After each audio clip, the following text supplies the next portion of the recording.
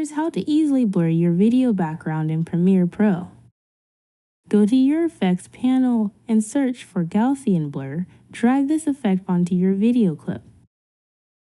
In the Effect Controls panel, select the pen tool under Gaussian Blur. Carefully trace around your subject to create a mask. Complete the loop by connecting back to your starting point.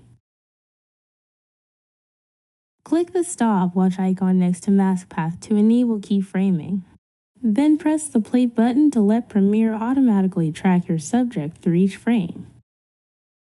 Once tracking completes, increase the blurriness amount to 100 to blur the background instead of your subject. Simply check the inverted box.